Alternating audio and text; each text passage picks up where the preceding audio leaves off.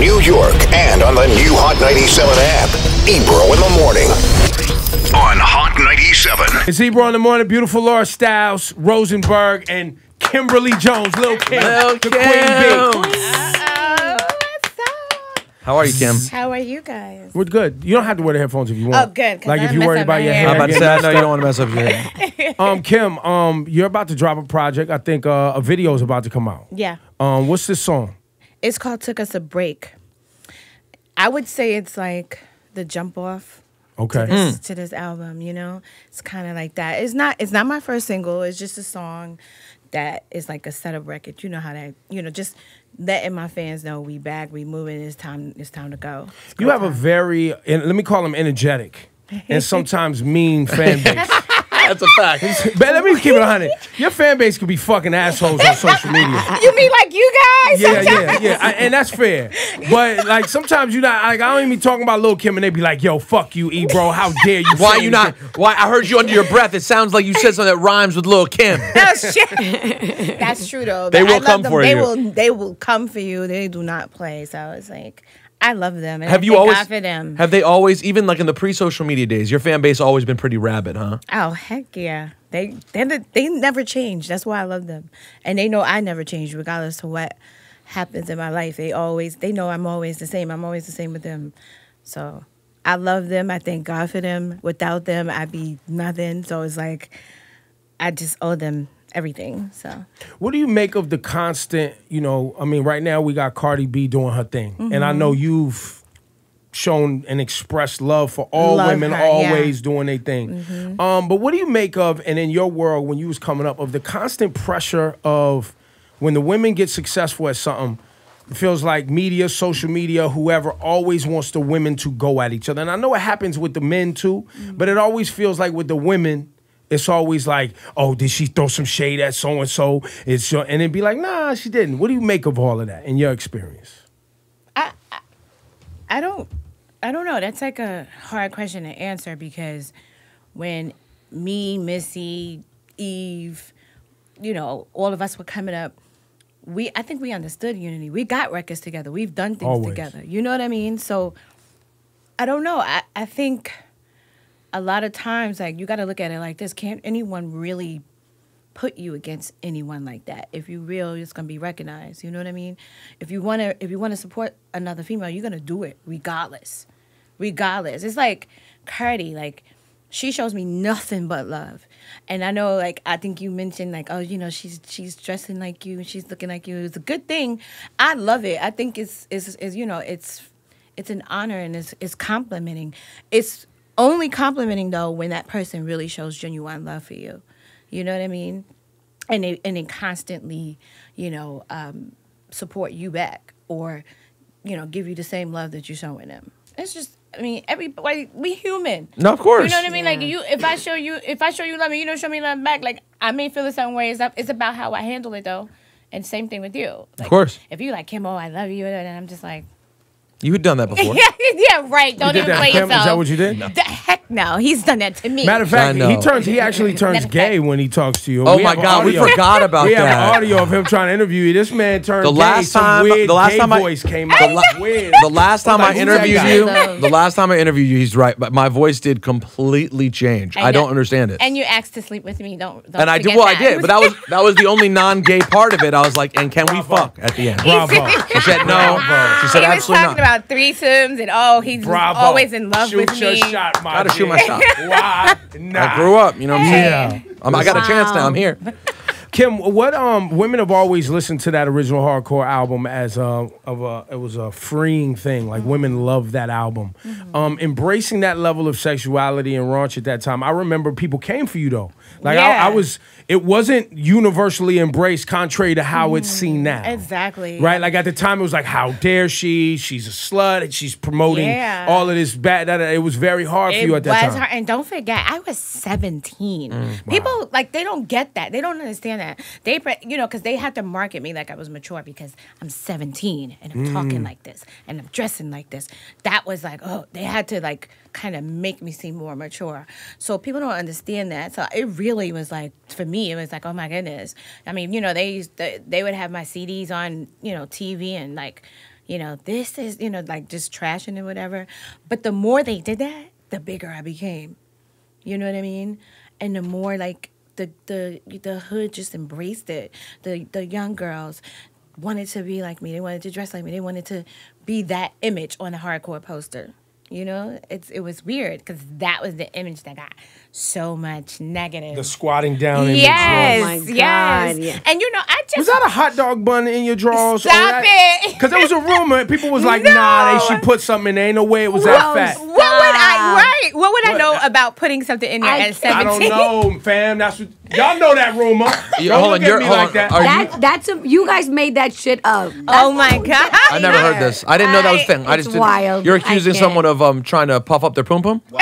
Well, for the sake of making it fat in the photo. Okay. I can't stand him. I mean, I've heard somebody else did that, but what I'm saying is, look, I'm saying that poster was so influential in prisons, in homes, in the hood. What? I mean, like, people were Whose idea was it? Whose idea was that? What's crazy? I went into the pose naturally, and then the photographer's name was Michael, and he was like, keep that.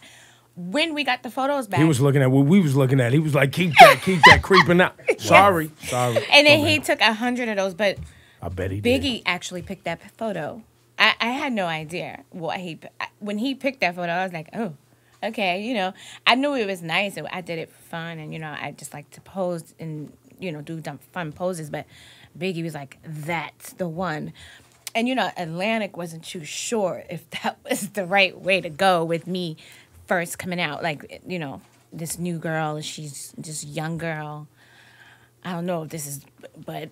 And prior to that, and here's the thing that's important for people to understand. When you talk about icons and breaking ground, previous to you, I'm trying to think of who in rap, what woman would have boldly embraced sexuality. We had amazing women who had done incredible. Latifah, Light, Shantae. Yeah. There were amazing OGs before you. Yeah. But Yo-Yo, Salt and Pepper. Salt and Pepper had some. They were sexual. They had some. That's who I patterned myself after. Okay, got it. I wanted to look like them, be like I thought they were just everything. And of course, I loved MC Light and I loved Latifah, but my style of how I used to dress and how I used to even like when I used to play rap and listen to the, you put on you listen to the radio and you sing along under the covers because you're supposed to be asleep because you gotta go to school the next day. It was Salt and Pepper? Yeah, it was Salt and Pepper. It was MC Light too. But I think the reason why my style is so sexy gangstrous is because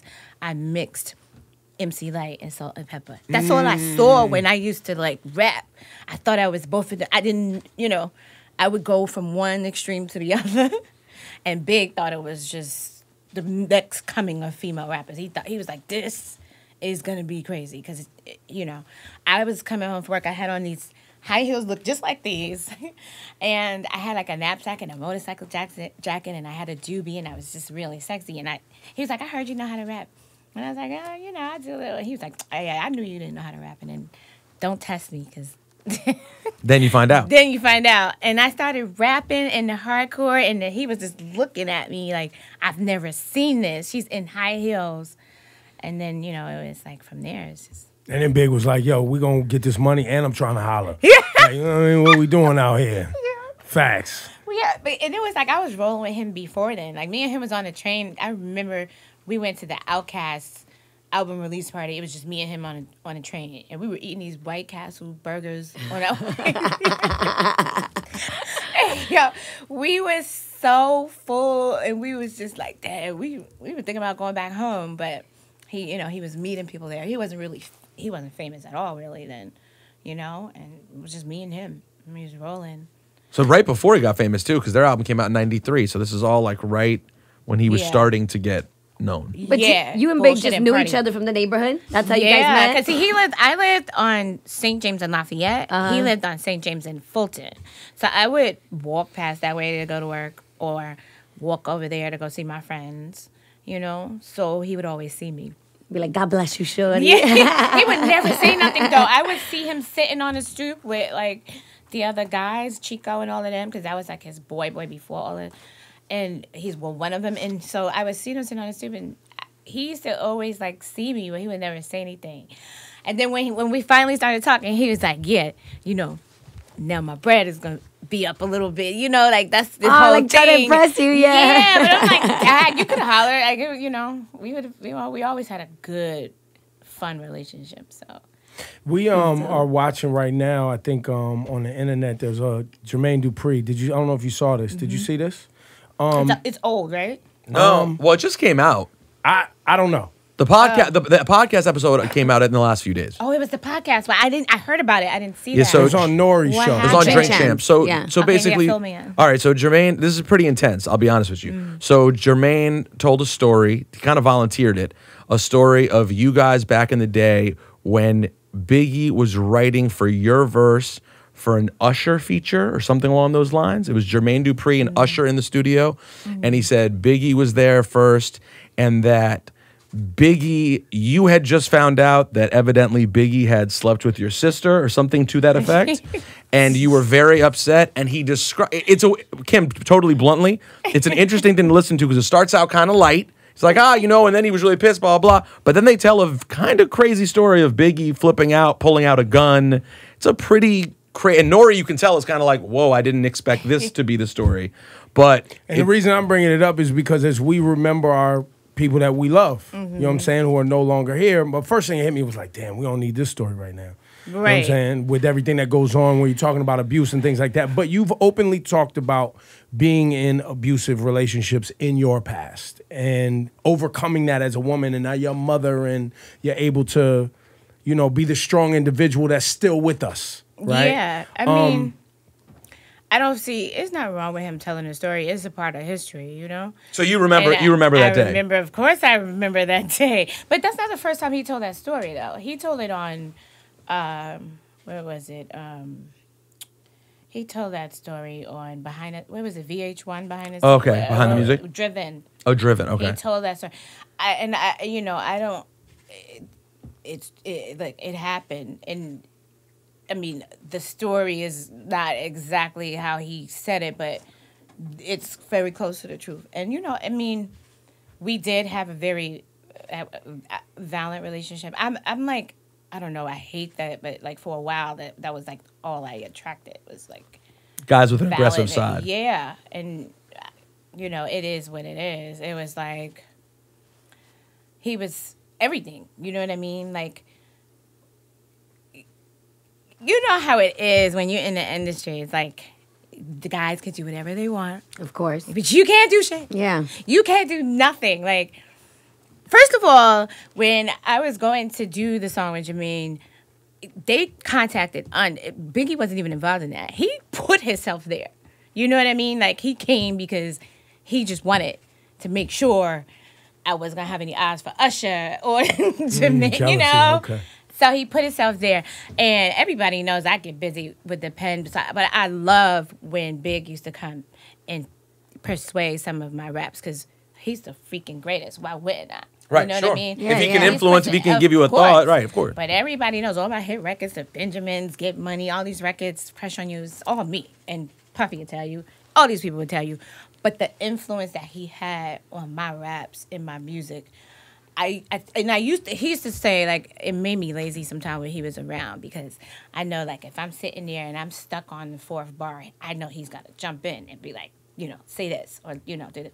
And he always wanted me to stand on my own. So hardcore was mainly me, and a couple of influences and songs that he influenced. But when we were together, it always turned into a lover's quarrel or a lover's nest.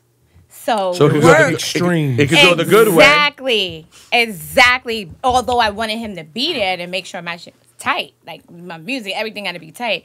But a lot of times it wasn't the best thing. You know what I mean? And that day was one of the days where it probably wasn't the best thing. But anybody told him to bring his behind there either. But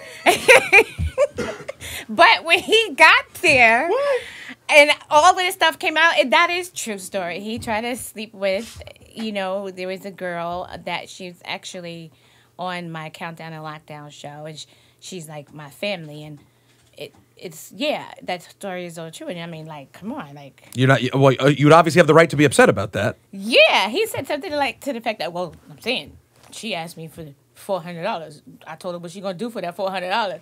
I'm like, so that was okay.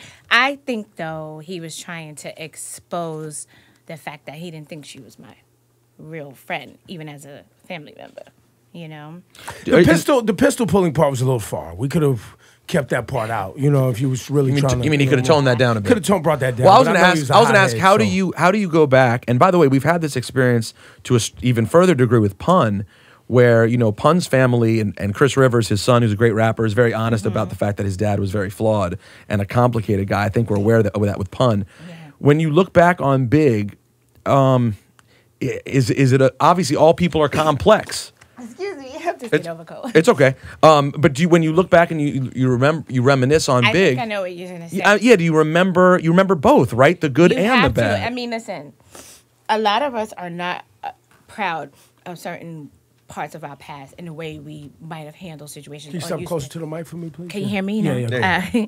A lot of us aren't proud of how we might have handled a certain situation back in the days or how we used to be. Mm-hmm. Now, I'm going to tell you, Big he's a Gemini. All I know is Geminis.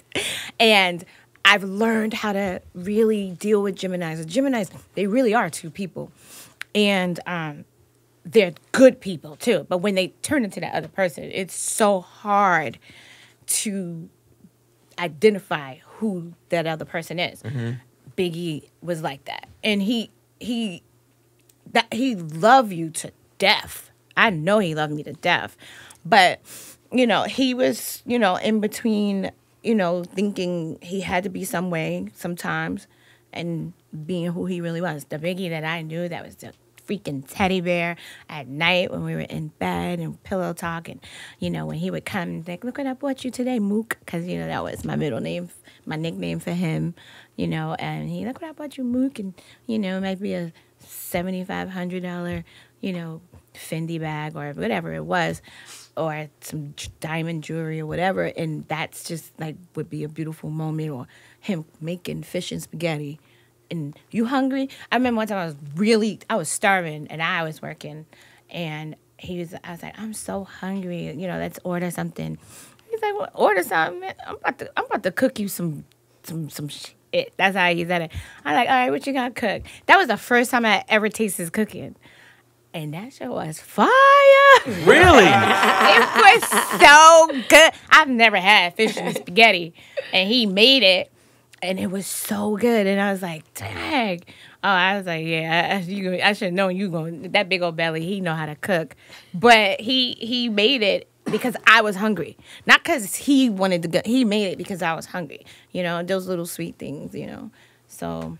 It's the whole package. I get it. I think, and the reason I wanted to go down that path is because you're still with us. And you're still strong. And you're still putting out music. And you're still ready to go to war if going to war is necessary lyrically. Yeah. And you're still doing records. And you're still, revered by all of the young artists that are coming up trying to find their place. Yeah. You know what I'm saying? So this new project, what is the tone of the new project? What is the sound of the new album you about to drop? So... one thing about me, right? Everyone should know and remember this is I'm basically a part of the new wave and the new generation because 10 years ago when, things were starting to shift and change as far as sonically and with the new sound coming in and everything, I was always in the clubs. I never stopped being in the club. I never stopped knowing what was going on. I never stopped knowing how people were dancing and watching how they dancing to the new music. I never stopped that. I was always in there. Me and Puffy, you could always, everyone can say Kim and Puffy were like two of the highest paid to go to the club and just people watch them drink champagne. Soak up the vibe. Just they pay us just to be there. So you take that money and go see what's going on in these clubs. Exactly. Right. Back then. And so it's like, okay, as things are slowing up, it's like, okay, so I always knew what the new wave was going to be and how it was going to feel.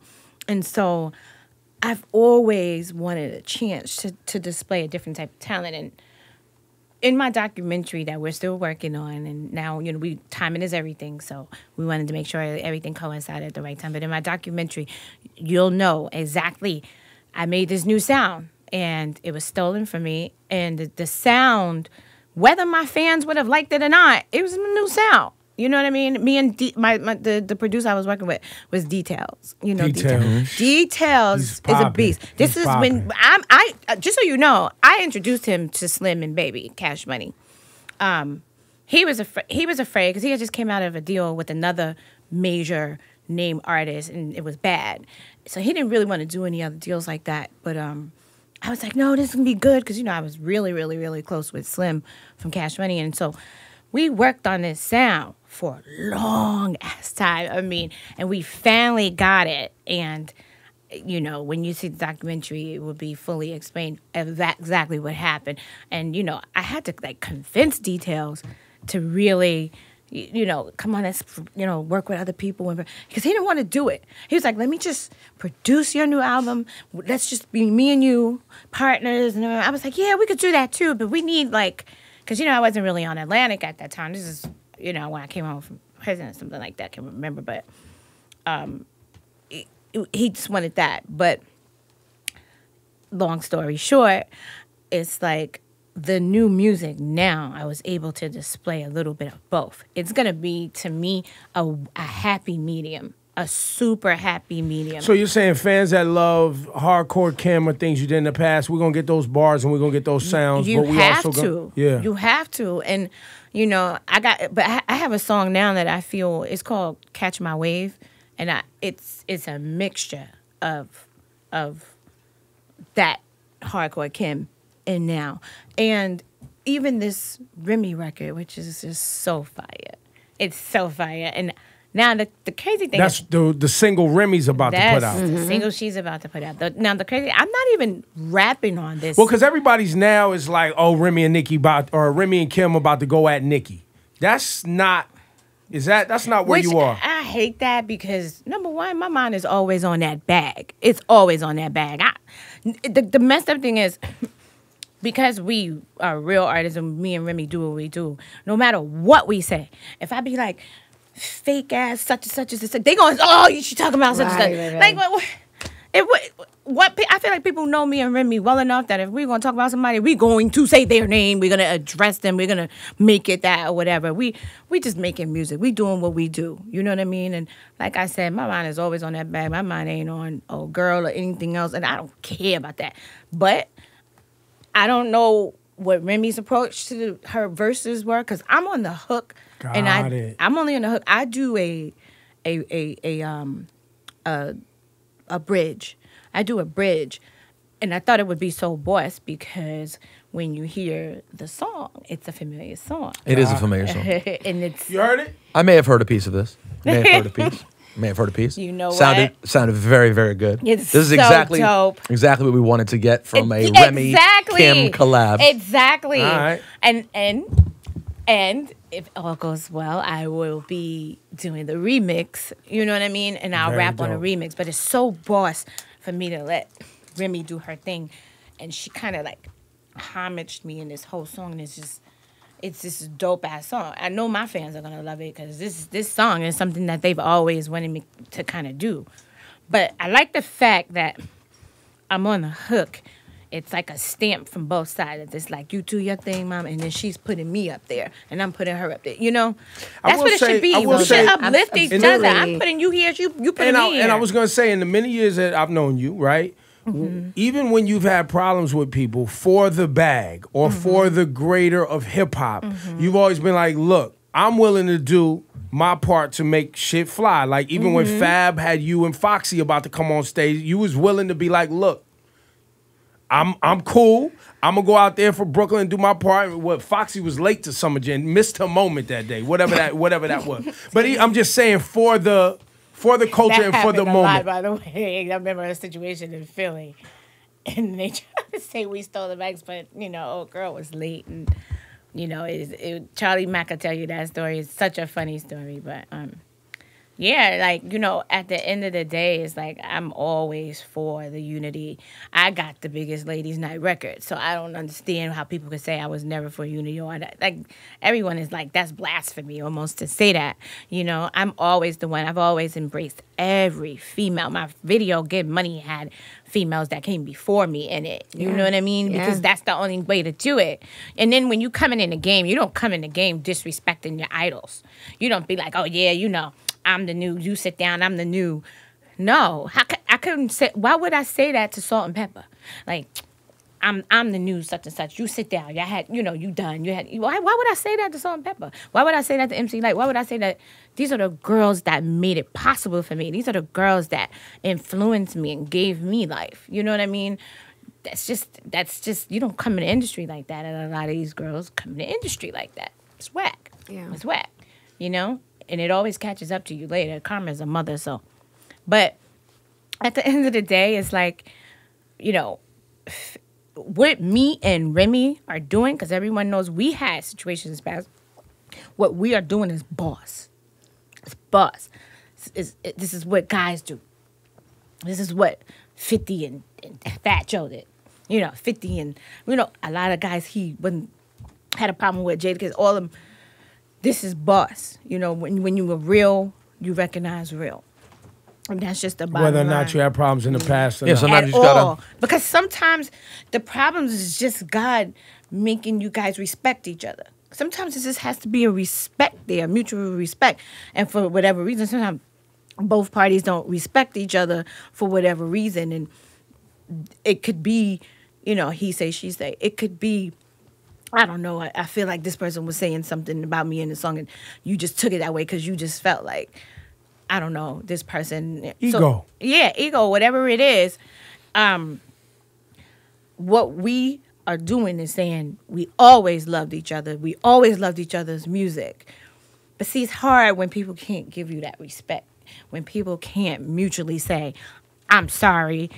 If I said something that offended you, I made a mistake. If I did this, I apologize because that wasn't me. Like, if you can't say that, you know. Would it be that simple for you? There's more if you need. Thank you. Would it be that simple for you if someone, not to name names, was to say to you on the Not side? to name names, Joe would say Nicki pulled her aside and was like, if Nicki came to you on the side and said, "Hey Kim, I just want to apologize the way this started out." You know, it's like some things just can't be mended unless there's like a different type of conversation. Because some people take it too far. Some people take it to a point where they try to take everything from you, or they try to really deliberately see you in the ground, or, you know, they still hold on to, you know, I'm right. And that person, if you're wrong, and everyone knows if that person is wrong, you have to right your wrong. You have to do that. You just have to do that. In that situation, I don't, you know, you get so many windows in life, and you get so many times in the music industry to make something right. And when you shun it, you at one point, people are gonna be like, "You phony. I can't." You know what I mean? A snake is a snake. I'm not gonna pick it up just because. All right, it was being nice to me, wrapping around my leg. It's still a snake. You know what I mean? At the end of the day, so that situation, it would have to probably be a business move and conversation for real, because at the end of the day, like, you've proved Enough has been done. it's a lot of damage. Me and Remy never was that much damage between us. You know what I mean? It was like I said, because there was always a respect there, you know. But when there's a lot of damage done, it's like at the end of the day, it could happen. But if it happens now, it's about a check. It's about that bag, because you're not really real. You gotta be. And the album, do you have a date for the whole album drop? Do we have a whole rollout? We don't have a date yet, but I'm gonna tell you, these songs is so ingenious. Like, I'm really proud of these records. I collaborated with a lot of people. And I was gonna ask you, for artists out there that are watching this conversation, because I know you're a worker and you like collaborating and being creative, right? Yep. Do you take those calls from people like, "Yo, Kim, can I put you on a hook?" Like, is that something that? What?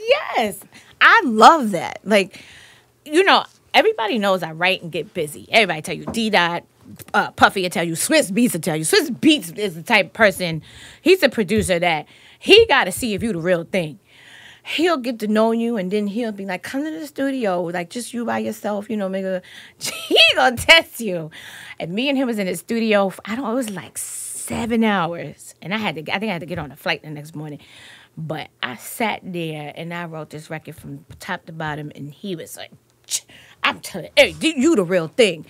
But at the same time, if a lot of people who are around me, they see my life sometimes better than I do, or they might be able to tell a story or see me. They might be able to say, I wrote this record, it's like the hook. I wrote this hook for you because I feel like this is what you were going through at the time.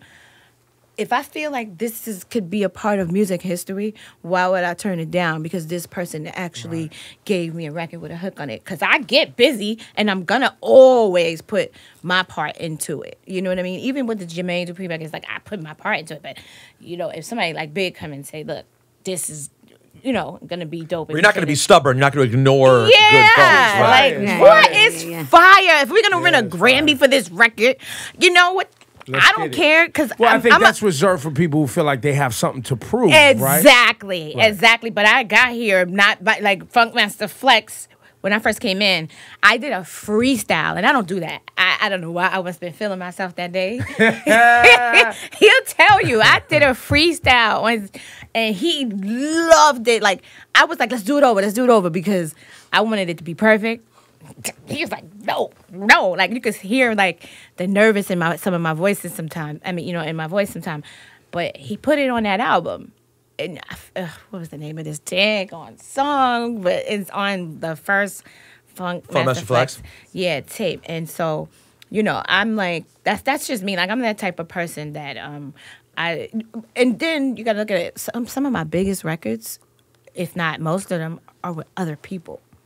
I'm a great team player. You know what I mean? Like, I love playing with the team. You know, by myself, I'm good. But I feel like, you know, as a team, I'm greater. You know? Benjamin's, Crush on You, No Time, Ladies' Night, Quiet Storm. Quiet Storm. So, however, Don't Want Dick Tonight. That shit. It's fire. You could throw that on at a club right now. Girls going crazy. Yeah. Crazy. How? Sorry. Go ahead, Kim. No, go ahead. But I was switching gears, so I don't want to. I jumped in too quick to switch gears. I don't want to throw you off. No, I'm kind of basically done. I just was, you know, I love good music. This new album is a cross between that. I like to see my young boys come up too. Like, I like a lot of talent is out there. So much. It's just like with Drake and the guy that was helping him write or whatever. He gave this guy credit, but we are not going to sit here and deny that Drake is not great. No, he's dope at what he does. People always that was one of those things with social media that gets blown out of proportion. Yeah, the songs Quentin Miller gave to Drake, right? They were cute, club, hooky, catchy things, but they weren't, you know, him and his, you know, pen telling his story. And I think most people who know the game, a lot of artists came up here and was like, we're not gonna act like Drake can't rap. That's not what we do. Exactly. Same thing with me. It's like you're not gonna act like everybody just witnesses. So. And I'm pretty sure he has witnesses. But you can hear it when someone's really putting themselves in that music. I can hear Drake in his music, and you know. Do you see yourself going out, you know, with everything you've been through, relationships, public public opinion, being a mom, right? Everything that you've went through. Do you see yourself going out and speaking to young girls? I feel like you would be someone that people would want to hear from, right? Because we live at a time where people are trying to cope with reality, right? So they're running to a lot of, you know, mental health is a huge conversation, right? You overcame a lot probably with your own trying to make up your, I don't know, have you ever been to therapy before to deal with the demons of the past? And shoot, yeah. I have to, I got to talk to people all the time so I don't go crazy and talk to myself. So that's healthy, though. It's so healthy. People don't understand that. You know what I mean? You just find, you know, and, you know, you can't trust a lot of people. So sometimes it's best to, I talk to God all the time because I got to release that. But I also, in conjunction with God, is like, you got to have somebody who's so neutral, who, even if you got to pay this person, if they're a therapist to you, you pay them, you know that's just between y'all. Listen, stay right there. You got to release that. A lot of times people hold on to that, and that's where their negative energy comes from. And you hear it. When you're an artist, you hear it in their music when it's changing or when they can't cope with something. You know what I mean? How taken aback were you by the passing of Prodigy? You know, it's crazy because him and I weren't speaking for a long time. Really? I didn't know that. Yeah, we weren't speaking for it. I was so mad at him. Me and Havoc, because we were really like a little group sometimes. We'd be on the road together. But me and Havoc, one time, we weren't speaking to him at the same time. Because Prodigy just... He could be stubborn. He got this way, and he got this, but he's such a sweet person. So, we did start speaking. I remember one of the last shows that we did together. I forget where we were. He came out on my show. It was like 3 years ago, and we weren't speaking. And I wanted to kill him because he comes out, and we're waiting for him to do his verse because Havoc did his verse. I did my verse. And the music comes on, and he just stops rapping. Like, he just stops rapping. And I was like, you stubborn. Because we weren't speaking, so I guess he just... I don't know if he meant to do it, but it felt like he meant to do it. And I was so mad at him. Like, that's so whack. I'm like, I wasn't speaking to you, and I still came out at your shows. And oh, my God. Just friend quarrels. Yeah, it was so crazy. But then, like, a little bit after that, we started speaking and stuff like that. So, but we always had a love and a respect for each other. And, he did have a crush on me. And, so I think sometimes when I didn't react the way he wanted me to react for certain things, he would, he would act funny. You guys had that guy-girl friendship that exists sometimes when, like, the guy... but we've never, ever, took it past anything being friends. Well, that's exactly why I had a problem sometimes. And I think so. I mean, Friend zone Prodigy. Friends are, yo, fam. Man, fuck that, man. I shot my shot. And, he even wrote about that in his book or something like that. Like, he was I think he did. And I was like, boy, this never happened. But okay, whatever. I'm just go with it. Act like, yeah, but, I don't know. He was going through a lot. The medication was really making him, I think, mood swings. It really was. And I didn't really know that. And I didn't, honestly, I wish I had saw it like that back then. But, I was young. I was like, whatever, And then he went through a lot physically, always. He went through a lot physically. And I always thought he would be here even longer. So I don't, but a lot of times we take things for granted. Like, just, and we all knew he was sick and we had this, disease, but it's like, I think we all probably thought, because he wasn't, you heard the story, like, right. He wasn't supposed to make it past a certain age, and he did.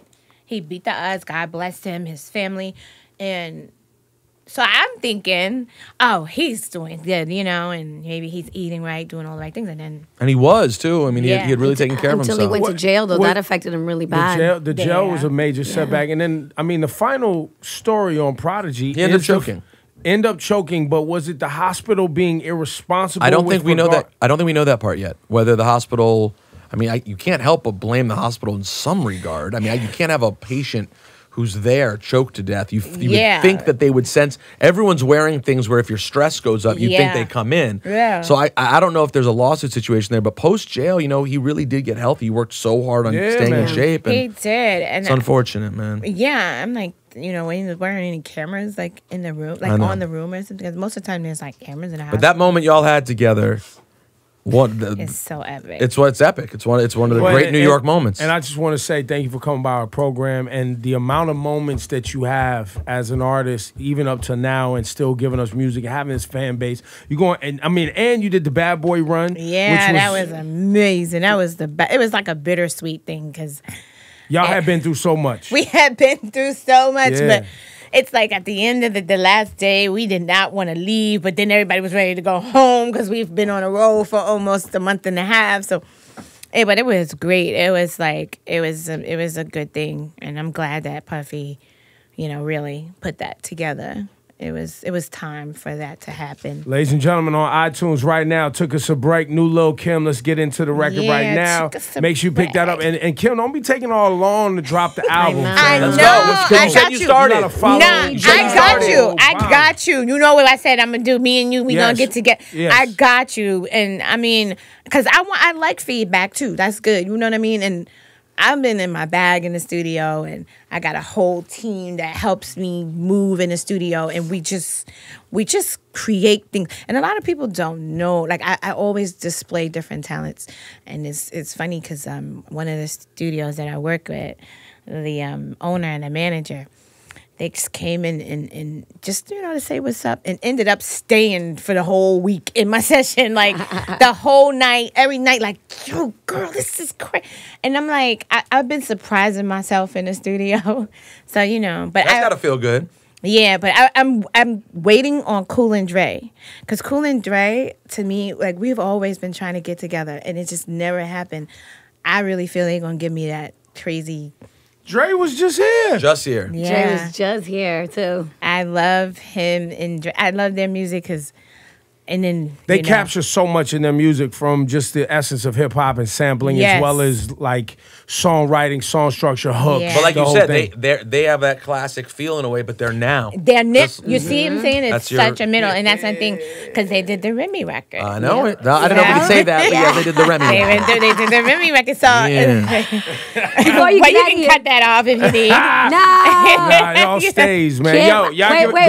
Hold on. How did you feel about Beyonce and Jay-Z? Beyonce. Oh my God, wasn't that so dope? I was like, yo, that was so I want to see good. the whole picture though. Like, I was like, that's so dope. Oh, they're thinking about me. I went to a Halloween party, and it was 5 Little Kims there. It was different. It was the blue hair. It was the what was it, with the boob out when Diana Ross hit your titty. It was the suspender joint. That's the one that Beyonce did. But it's so crazy because every year there's a lot of people who dress up as me. But this year, it was like... He's so dope. This year's the year. I guess so. But that's how you know you're an icon. That's it right there. That you have not only iconic musical moments, but even like a lot of people don't know, the photographers that wanted to come shoot you at that time were iconic photographers. I mean, your David LaChapelle photos are like, man. And I can honestly say there's not a lot of photographers that are like him. Like he took his time. If he didn't like the way the hair looked, and we're like, well, it's going to take us a whole hour to change it, he'd be like, that's fine. I'll wait. I'll be over at this, coffee shop getting some. And he understood how important those photos were going to be to the culture of hip hop music. Well, his favorite song was Aunt Dot. And remember, we did this crazy iconic photo. I got on all white. My hair's in 2 pigtails. Yep. And I got the period stain. I mean, who would think to do some outrageous crazy? But it's real. Yeah. It's reality. And it went so big. You know what I mean? Even the blow-up doll ones were like incredible. Yeah, it was so crazy. But shout out to Beyonce and Jay-Z. That was a good look. I think I'm gonna post it, but I wanted to post a. I don't think they actually took a photo. I never saw a photo of them together. No, just I think they went to a party. No, where they it was have like, one now together. Oh, it's out now. Yeah, now on Halloween. Of course, it's out on Halloween. Yeah. Of course it is. Right. Yep. Once Halloween passed, It's y'all so give it dope. up, Lil' Kim. Yeah, New York, I love you.